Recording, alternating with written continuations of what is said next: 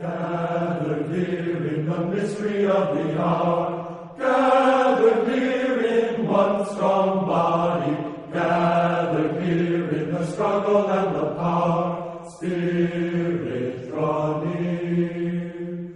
Gathered here in the mystery of the hour, gathered here in one strong body, gathered here in the struggle and the power, gathered here in the struggle and the power, gathered here in the struggle and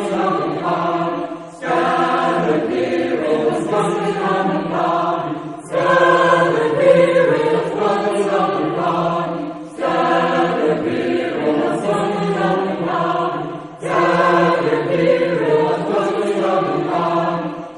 gathered here in the struggle and the power, gathered here in the struggle and the power, gathered here in the struggle and the power, gathered here in the struggle and the power, gathered here in the struggle and the power, gathered here in the struggle and the power, Spirit draw near.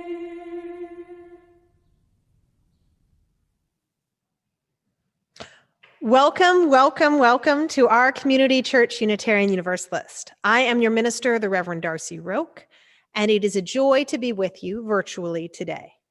So who are we as community church? We are a progressive, open-minded, and inclusive religious community. We welcome all who are on a spiritual search for truth and meaning. Ours is a faith in action as we do the work of social justice and elevate compassion in our quest to live ethically, recognizing the inherent worth and dignity of every human being. And so many of you who are joining us today, welcome. Know that each week we have a weekly email with announcements. And also if you arrive, this is arriving early, even virtually to church, 10 minutes early, we begin our rotating announcements. We'll tell you a little bit about what we're doing. I just want to lift up a few things. On Tuesday, December 1st, that's this Tuesday at 6 p.m., please email me at minister@ccuunola.org if you are interested in coming in to learn how to film our services and to manage all that is happening. We have an incredible friend of the church who has been helping us in this time. But we need you, CCUUers, volunteers, to make this and continue to make this happen for us. So please, please, please consider coming on Tuesday, December 1st at 6 p.m. You'll learn lots of cool technical skills, and you can come record us on Sunday mornings every once in a while.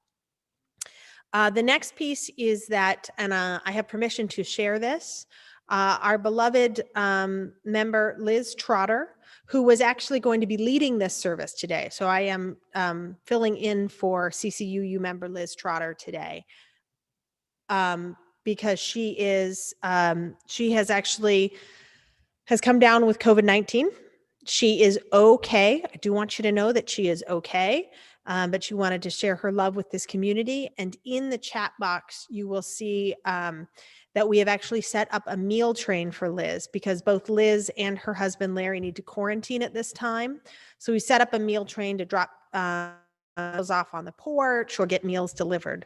So if you are able to help set that up for Liz and Larry, to help send them something or send them love their way, we would really appreciate it. Thank you, thank you, thank you. Thank you to Liz for all she does, and we're sending her love. Another quick note is that a member of our community, Howard Milkey, wants to remind us to vote on December 5th. Now, I don't have all the candidates' information, but he wanted to mention that please, please, please, if you are in Lakeview and voting, get out the vote and also research who is the solar candidate. There is one candidate who is anti-solar and one who is pro-solar.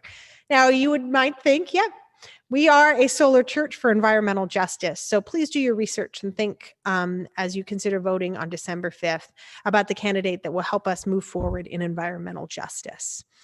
So speaking of justice, this week is our Unitarian Universalist Service Committee service. In it, our justice ministry has been putting together a beautiful worship service. As I mentioned, Liz Trotter, who is leading the service, is unable to be here today. So I am honored to get to support another newer member of our justice ministry, and a very familiar, wonderful face to our community church community. And that is Reverend Jim Vanderweel, our minister emeritus at Community Church UU. He has helped really lead and put together this service as well. And it is a joy to have him with us here today down from Baton Rouge. So it will be a joy to have him come up to the pulpit as well. So let me begin talking about the Unitarian Universalist Service Committee. As the UUSC mentions, for many of us, our relationship with home has intensified this year. The pandemic has given many of us new appreciation for and concerns about the places we call home and the centrality of these places in our lives. This year, during what is called Guest at Your Table, which is a UUSC service, we invite you to witness stories of our partners around the world as they tell you about home. Our partners in Central America are working to make sure no one is forced to flee their home due to violence or economic devastation. Our partners in Alaska, Louisiana, and the Pacific are fighting for their homes and climate change. And our partners in Burma, Bangladesh, and beyond are working tirelessly to support the rights of the Rohingya ethnic minority of Burma after facing government-backed genocide in their homeland. And so these are the stories that we will learn today, and these are the folks that we will invite to our table throughout the month. On Christmas Eve, and it is coming up more quickly than we think, we will be taking an offering for these guests at our table so that we may support the important work of the Unitarian Universalist Service Committee. And now I'll introduce Reverend Jim. Come on up.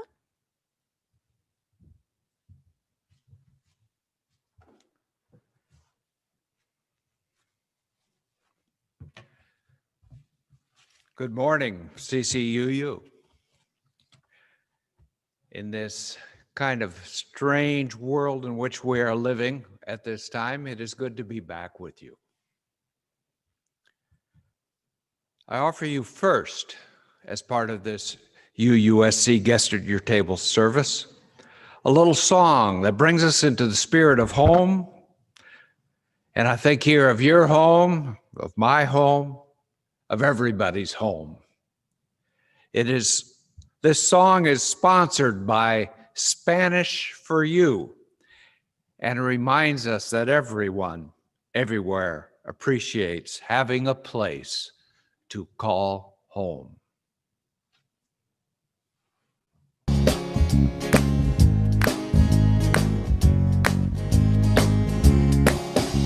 Mi casa tiene puerta, ventana y salón.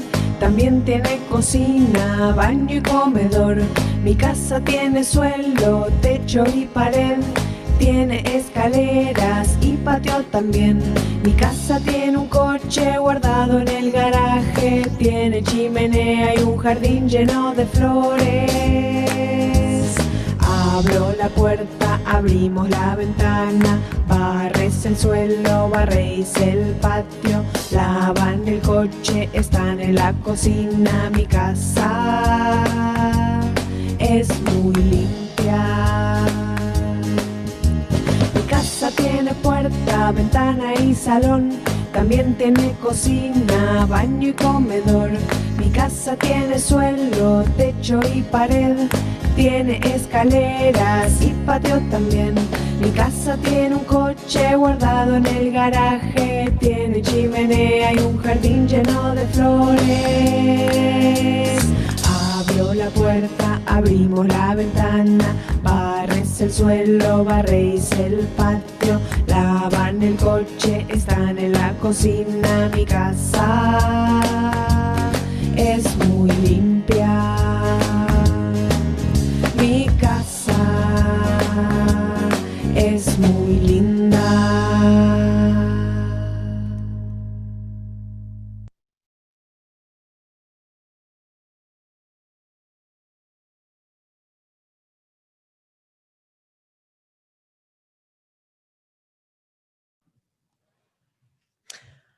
If you can believe it, this Sunday is the first Sunday of Advent.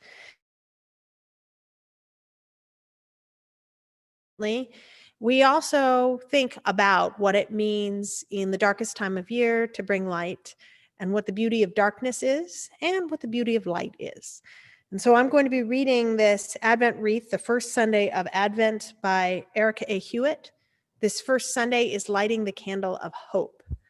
And one more thing, you may notice I have quite a big wreath tree next to me right here.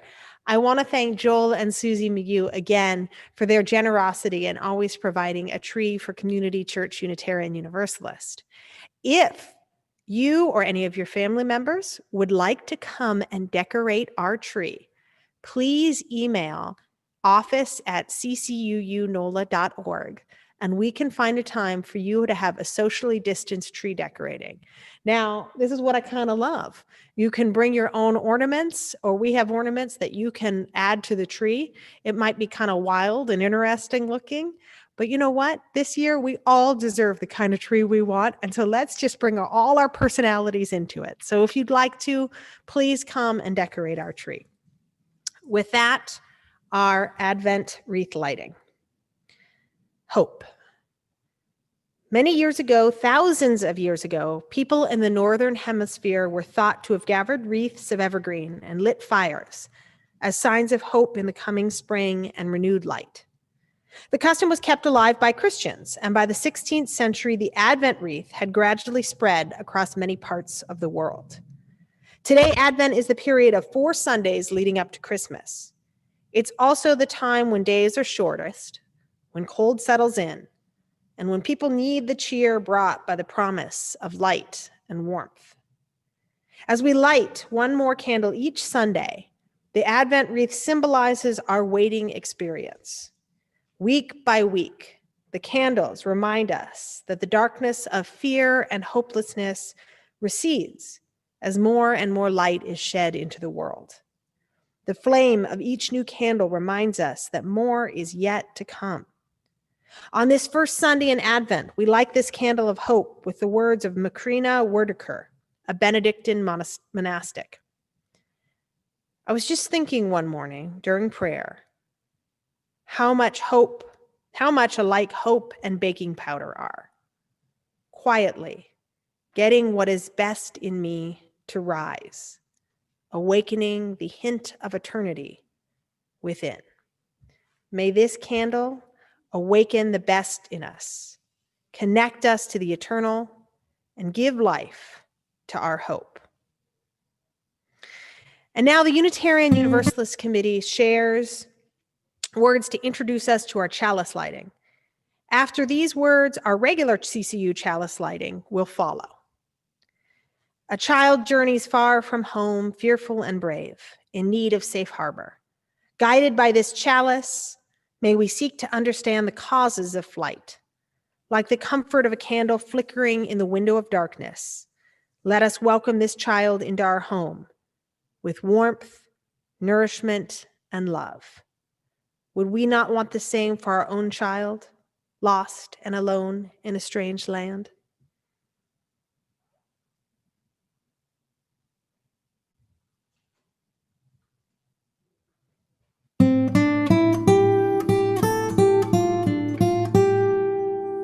We light this flame to affirm the light of truth and knowledge, the warmth of love and community, and the fire of hope and commitment.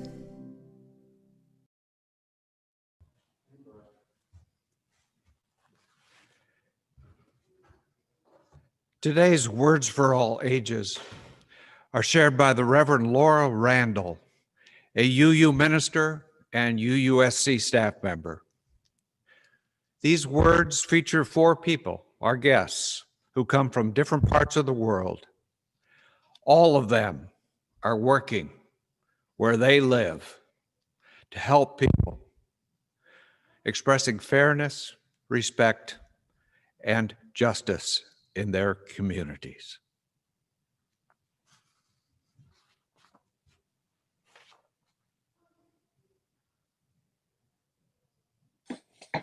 Hi, friends. In today's story, I want to introduce you to 4 people who live in very different parts of the world, but who are all working for fairness, respect, and justice. Even though we don't have a chance to meet them in person, I want you to imagine they are coming over for dinner with you and your family.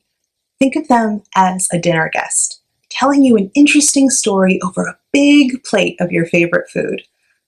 All over the country, other kids like you are imagining the same dinner party and learning about the same people as part of a program called Guest at Your Table. The program is a chance to learn about 4 courageous people making a difference in their communities. This year, the 4 people we are going to meet are Adela, Mark, Chief Sherelle, and Suja. First, I want to introduce you to Adela, who lives in Guatemala. Over the past several years, the area Adela lives in has had a lot of people migrate or leave to go to another country. Many people are having to leave because there aren't enough jobs or enough food. Unfortunately, not having enough food to survive is not considered a good enough reason for someone to be welcomed into the United States, and many people are turned away and forced to return to Guatemala. Adela works to support people in the country so that the conditions are better and more fair. Who face the difficulty of returning to their homes after being away for many months or even years. Adela especially helps kids and teenagers who are returning to Guatemala. Next, I want to tell you about Mark, a scientist in the Marshall Islands. The Marshall Islands are a small chain of islands in the Pacific Ocean that are experiencing environmental damages, making it more and more difficult to live there. Because of climate change or human-made damages to the environment, the sea is at a higher level than it used to be, and flooding is becoming worse and worse. In his work, Mark teams up with members of his community in the Marshall Islands to collect information about the flooding and safe drinking water. This information is used to help build protections so that people do not have to leave their homes, and also help community members determine when flooding might become bad enough that they do have to move to a higher location or to a different country entirely. Some of these choices are hard to make, but it helps when people have all the information they need to be able to make the best decision they can for themselves.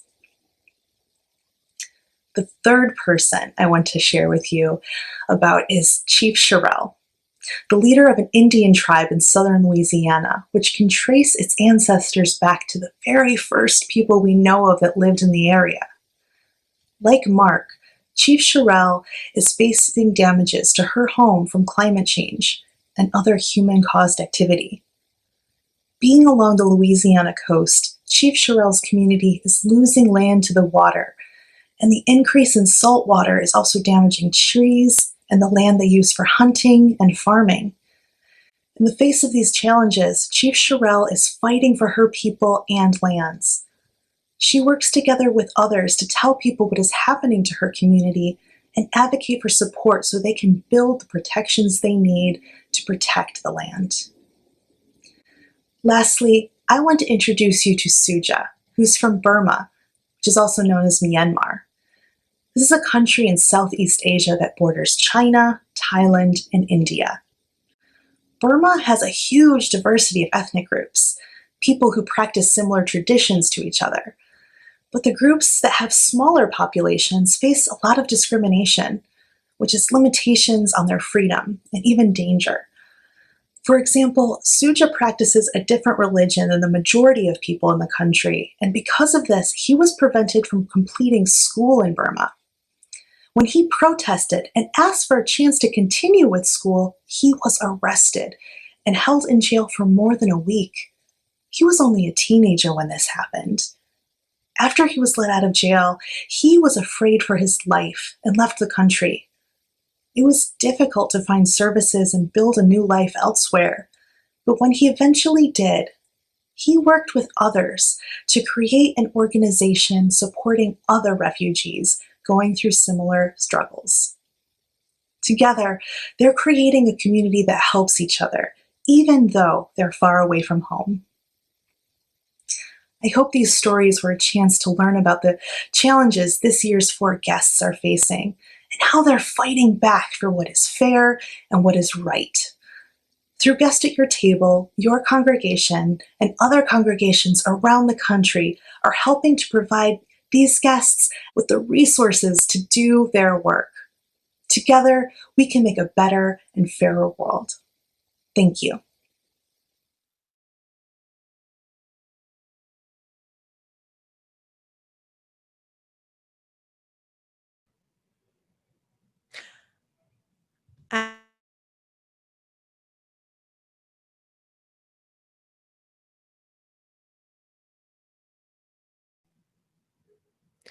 As we do each week, now is our time for joys and sorrows, lifting up all that is exciting this week. And perhaps some of you had wonderful meals around a table, giving thanks for all that you have in this world. Perhaps also some of you had sorrow at not being able to be with those across the country, those that you love, knowing that one day our tables again will be full. So this is lifting up all the joys and all the sorrows in any way that has happened to you this week, this month, this year. As we listen to Our Heart is in a Holy Place, let us consider and write in the chat box all the joys that we can bring to this community to lift up and all the sorrows that we hope will be held together. After the song, I will read the joys and sorrows aloud, and we will light candles. Thank you all.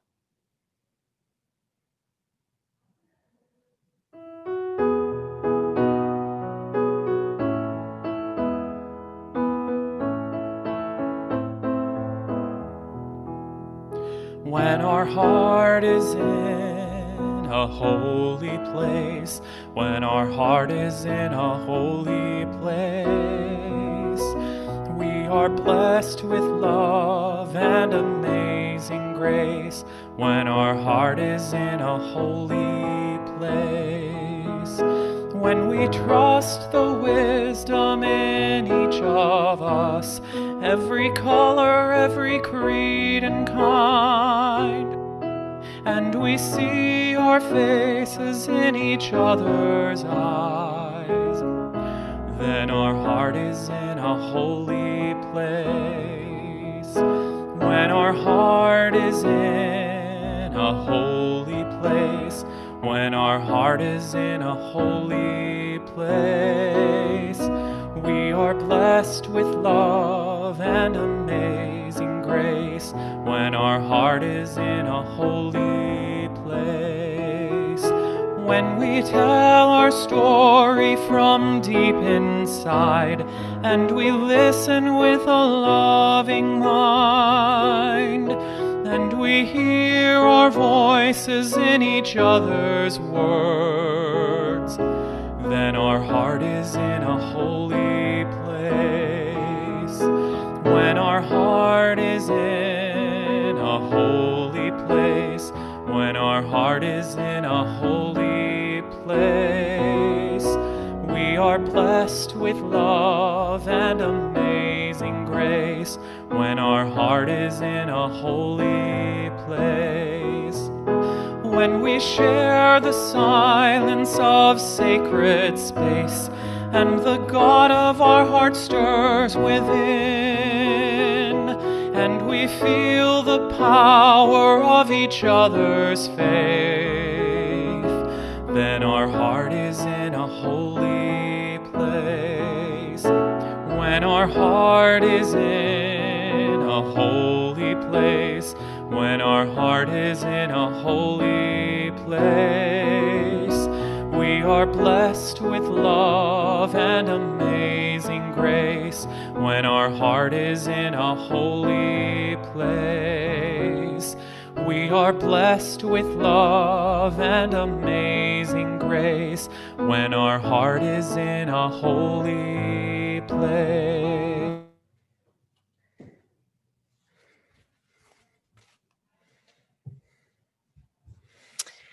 Looks like we have a bit of a quieter chat today, but let me light a few candles of joys and sorrows. I would like to light a candle of concern and care for Liz Trotter and her continued healing.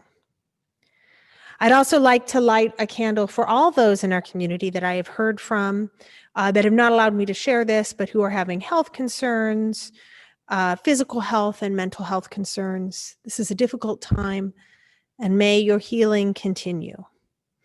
I'd like to light a candle of joy to have Reverend Jim with me today in very different, it's a different time and different place. And I have to say, it is such a joy, though, to see Jim and to have him here with us. So thank you, Jim. And he's doing some beautiful work in our justice ministry, and I'm so excited to think about the ways we can move forward in that.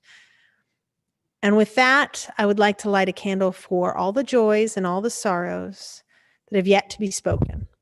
All the joys that are bubbling up, that are exciting to think about, and to even perhaps whisper quietly, but not yet shout to our community.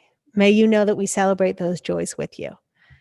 And of course, too, please know that we are holding you in your sorrow as well. That as you carry the sadness, that you carry the worry and anxiety in this time, that though you may feel alone, you are not. We are here and we love you. And so I want to talk to you first a story. This is a guest at our table, Adela Ramirez, for the Unitarian Universalist Service Committee.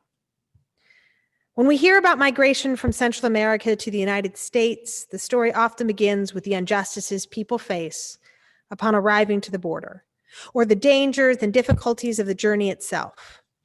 We less often hear of the conditions that lead people to migrate in the first place, and even less often about what happens when people are deported or forced to return to the country they left. Today, I have the pleasure of introducing you to this week's guest, Adela Ramirez, from UUSC's partner organization, Asociación Pop No.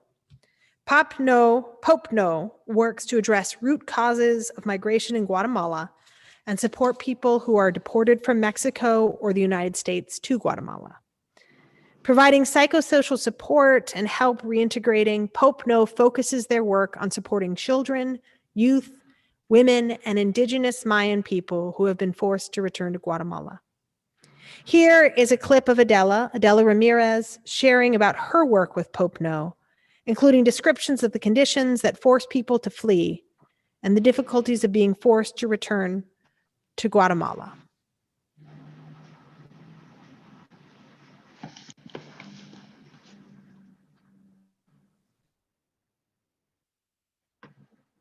Saludos cordiales a todas y a todos. Hoy comparto mi experiencia desde Asociación Pop No. Pop No trabaja con personas retornadas de México y Estados Unidos.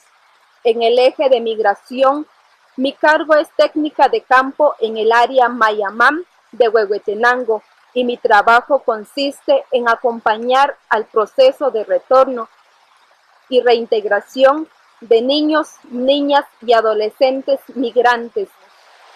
Cuando nos vemos obligados a salir de nuestras comunidades, dejamos lo conocido para enfrentarnos a un mundo desconocido.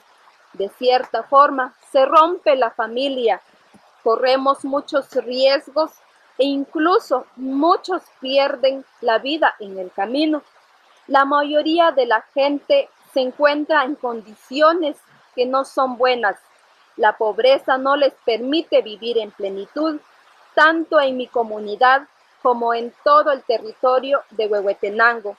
Por estas razones, por ser una zona fronteriza, la población cruza fronteras en busca de una nueva oportunidad para las familias. Por eso decimos siempre que migrar es un acto de amor. Sin embargo, las personas migrantes son tratadas como delincuentes. Al ser capturadas, se esconden y por lo tanto, pues son retornadas hacia sus comunidades, dejando a los niños en albergues y otros lugares donde se encuentran vulnerables a sus derechos. Sus esperanzas se ven frustradas. Por otra parte, el gobierno no da atención al proceso de reintegración. Es por eso que desde organizaciones de sociedad civil nos hemos tomado el trabajo de acompañar a niños, niñas y adolescentes en la reintegración a sus familias y comunidades.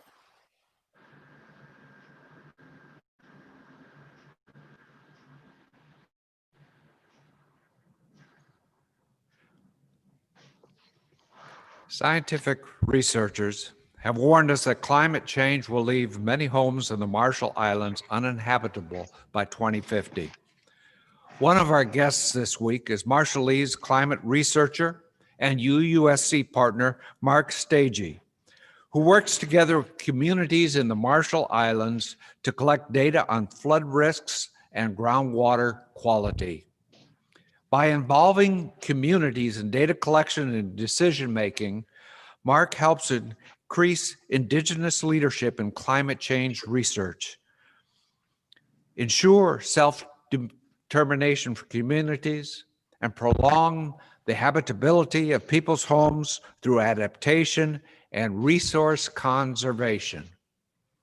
Here is a clip of Mark speaking about the importance of increased involvement of impacted communities in climate change research and adaptation planning.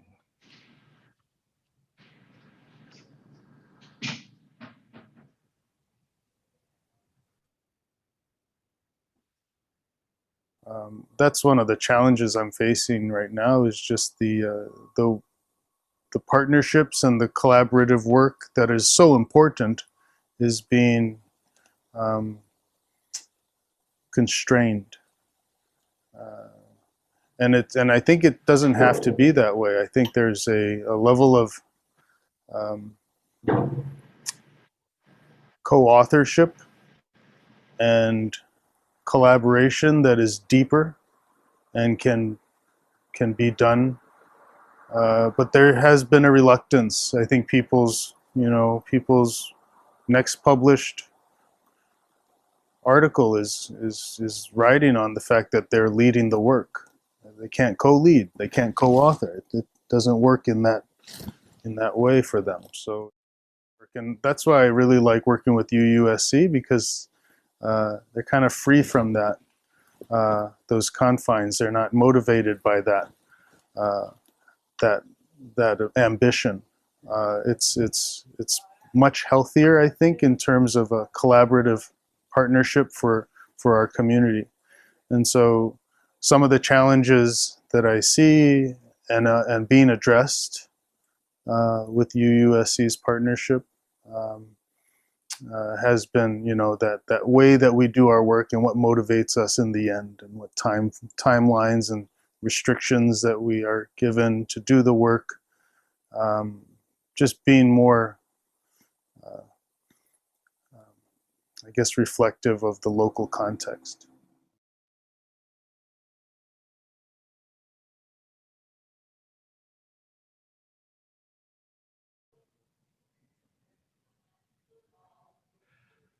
Our next guest is Chief Sherelle Parfait Dardar, leader of the Grand Caillou Dulac Band of the Biloxi Chinamaca Choctaw Tribe.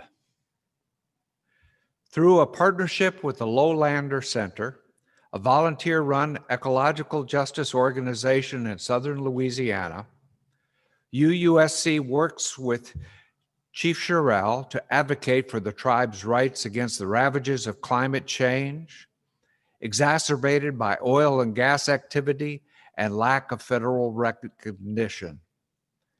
Last January, UUSC and the Lowlander Center supported Chief Sherelle as she joined with 4 other indigenous communities in Louisiana and Alaska to submit a formal complaint to the United Nations about the U.S. government's failure to adequately address the climate crisis in their homelands.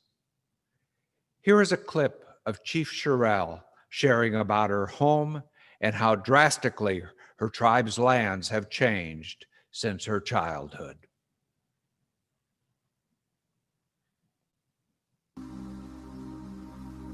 You never know the meaning of home until you've lived in more than one. I've been many places in my short lifetime. Different states, another country, different people and surroundings, but I've always longed for and returned home. There's nothing like the smell of the fresh morning air when you first step outside your front door down the bayou. The dampened leaves and grass, and the smell of the bayou right across your street. If you could ever smell peacefulness,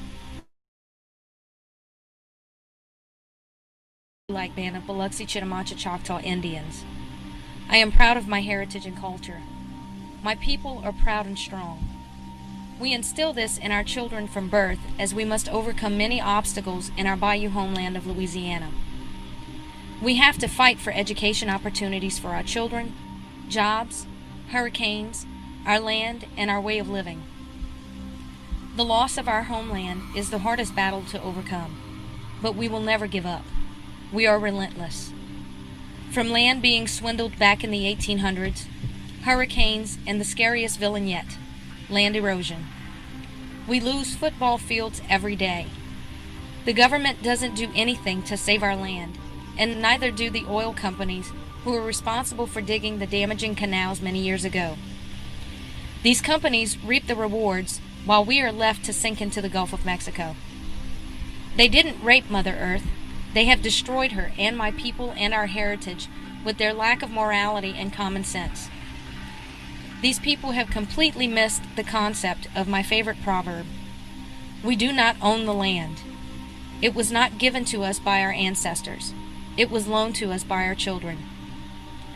There were once many trees on our land, and they sink away or die from saltwater intrusion.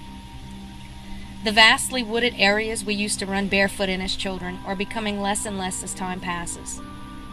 Things are changing so quickly. I fear that my grandchildren will never know the joys of what I experienced as an Indian child living on the bayou. The hurricanes come and ravage our community with wind and water. Our homes are left unprotected by our local government. We are unable to afford the necessary insurances to cover our properties due to the lack of protection so desperately needed. We are given no choice but to struggle to rebuild or relocate to higher grounds outside of our community. They say we can't be saved. They say that we have to relocate to preserve life. Once again, they have proven us to be expendable in their eyes. But we have proven that we never back down from the impossible. We will continue to fight for our way of life, for ours is unlike any other.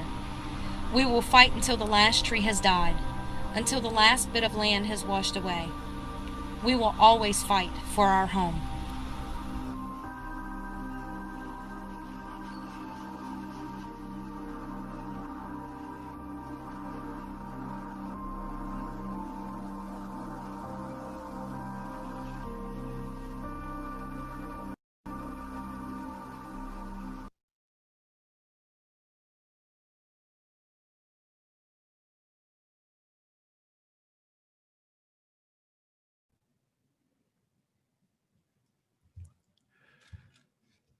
That last clip was interesting because it was of Louisiana, but this one is also interesting for Community Church because back on August 26 of 2013, a delegation of visitors from Myanmar, formerly known as Burma, were here in the fellowship hall at CCUU.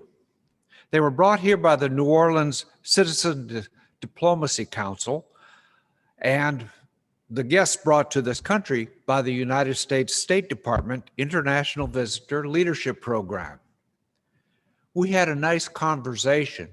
I thought they wanted to talk about worker justice. No, they wanted to talk about Unitarian Universalism, about our faith. And I shared a hymnal with that delegation at that time. And afterwards, they came in here and they sang their national anthem with one of them sitting at the piano and playing, and it was just a beautiful, beautiful occasion. There were in that group a number of people who were Rohingya, Muslims, who were not liked by the Buddhists in Myanmar.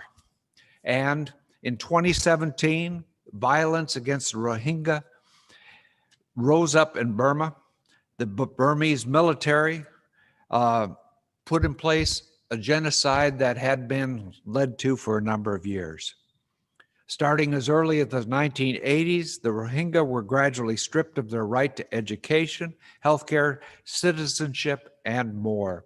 Hundreds of Rohingya have been forced to flee their homes since. To the special guest we look at today, Suja Karamudin is one of the many Rohingya people forced to leave Burma out of fear for his life. After fleeing Burma at the age of 17, he gained firsthand experience about the difficulty of accessing basic services and building a life as a refugee in a new country.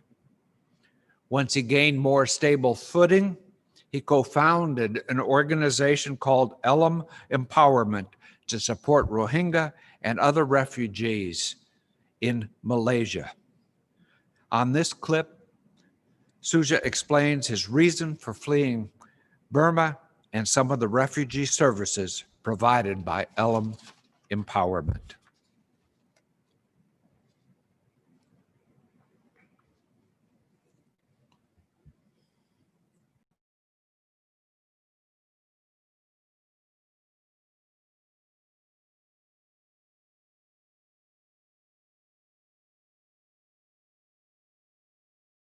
In the high school, I was going for exam and I was not allowed to sit in an exam. So I pretty much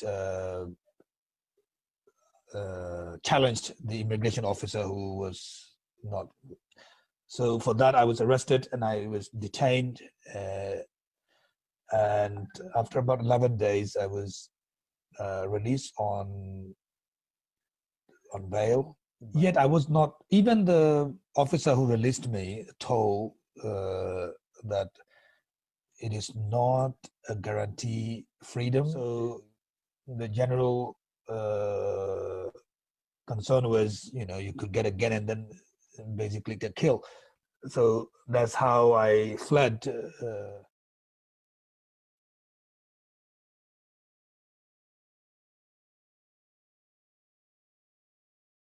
Elam Empowerment is basically to provide a safe space for refugees to come and breathe, an education or a training space to have that space that they can come and they can feel free and they can exercise their cultural things that they want to, for example, wedding, they want to do it in the cultural manner. We provide the space for them.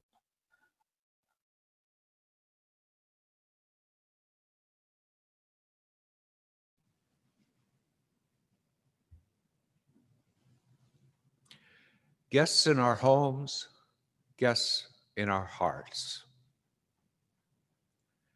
This has been a time in which we have not had many guests in our homes. In May, when Shirley and I moved back to New Orleans, I was told by a Cox representative that they were not sending people into homes to do any installations. There has been a sense of apartness that has grown up in this community. We self-quarantined for a while. Everybody in the country stayed at home. That is shifting. It has changed. And as we move forward, we see a little moving out from the homes, more so perhaps than 6 months ago. But yet we have few guests in our homes lately. And so this allows us, I think at this time, to be paying more attention to what we are doing as individuals as we become more used to a life that's more homebound. Look, we have people who are now working at home. We have education that is at home. Those who go to work, and Most of them come home, spend time at home. And so there is a whole understanding that what is developed at this time is that people have become more cognizant of what it means to live in their homes. And some of us, if we have the time, spend some time reflecting, looking back, remembering, becoming more in touch with the soul of who we are, the spirit that lives within us, and finding our way to appreciate not only the beauty of having a home, but also the beauty of this life that we have here in all its varieties and all its complexities and all of the things that bring us joy.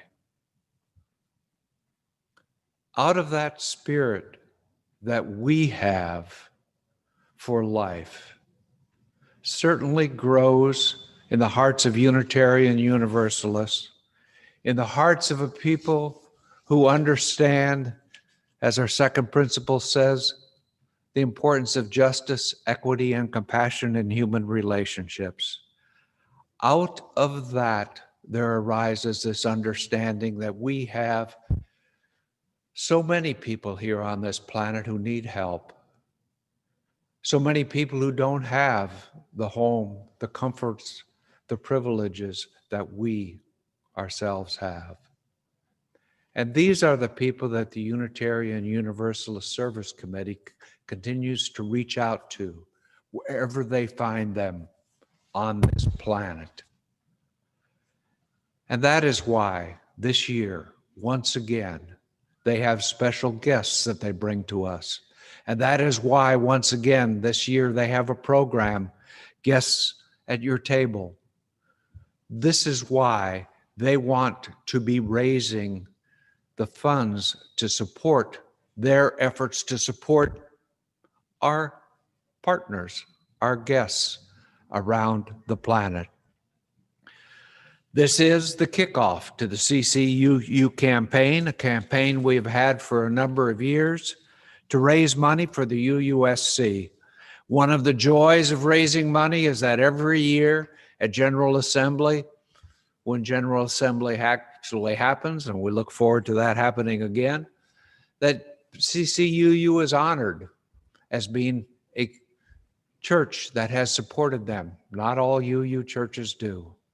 And this is why I ask you, now there won't be boxes this year, although you can go to the UUSC website and figure out how to build a box if you want to, but just grab a bowl, put some coins in it, a few bills every once in a while. And when it comes Christmas Eve, be there once again to support this effort from CCUU to support the UUSC. The Guest at Your Table effort has had many guests over the years. Today we have seen 4 of them, and they represent people who need help. Whatever you can do, please do. And may the love in your heart find love in the hearts of those around you. Namaste.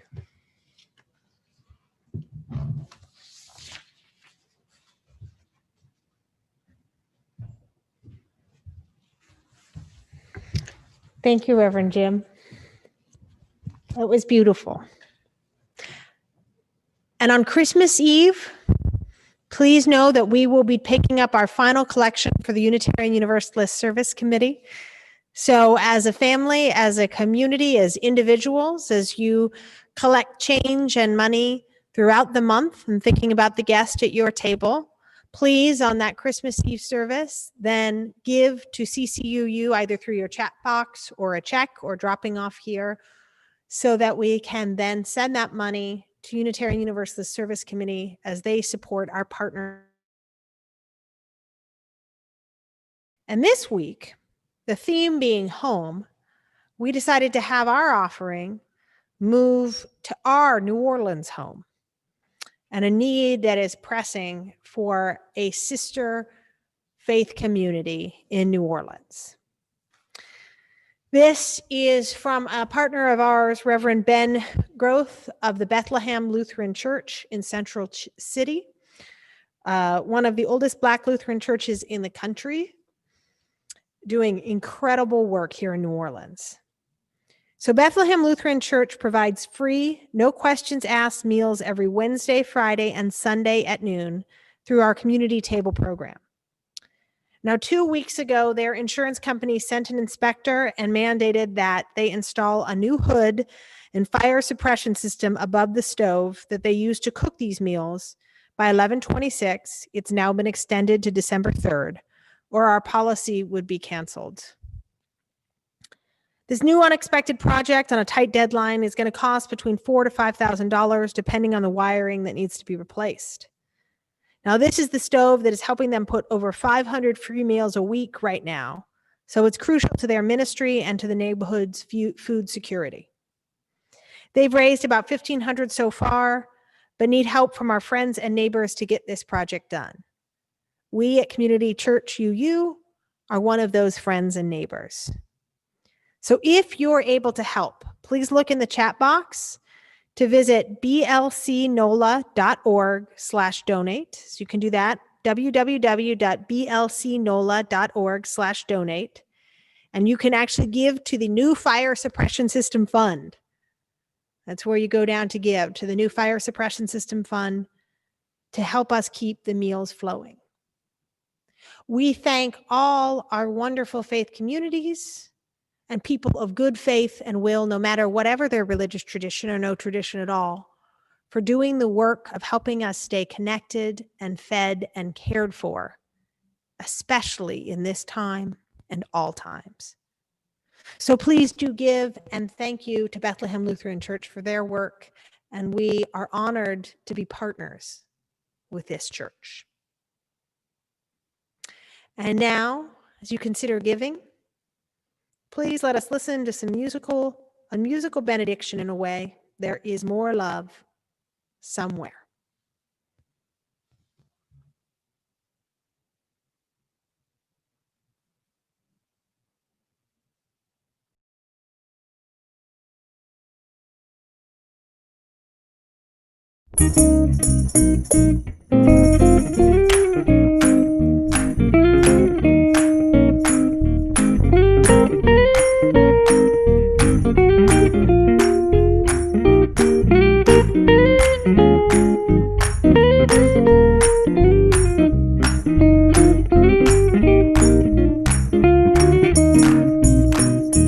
There is more love somewhere. There is more love somewhere. I'm gonna keep on till I find it. There is more love somewhere. There is more hope somewhere.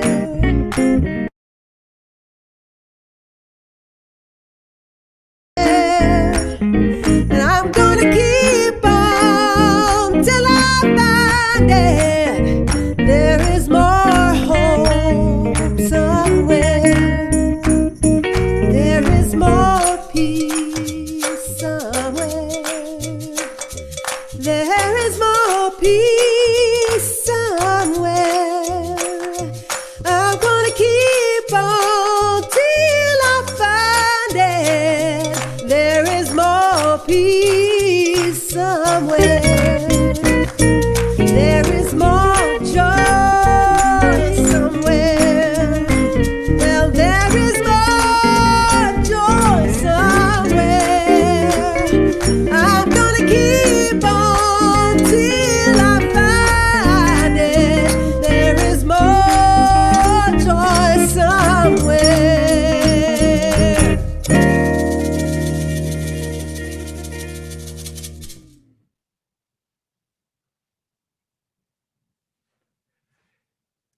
It was a delight to be back with you again on this Sunday morning, CCUU. I will be returning to this pulpit in January, near Martin Luther King Jr. birthday, for an Isabel Wilkerson's book, Cast, will be featured in that service as we continue to do the work of addressing anti-racism in our country. But at this time, thank you so much for being here. We're going to close with these words of gratitude from the Unitarian Universalist Service Committee.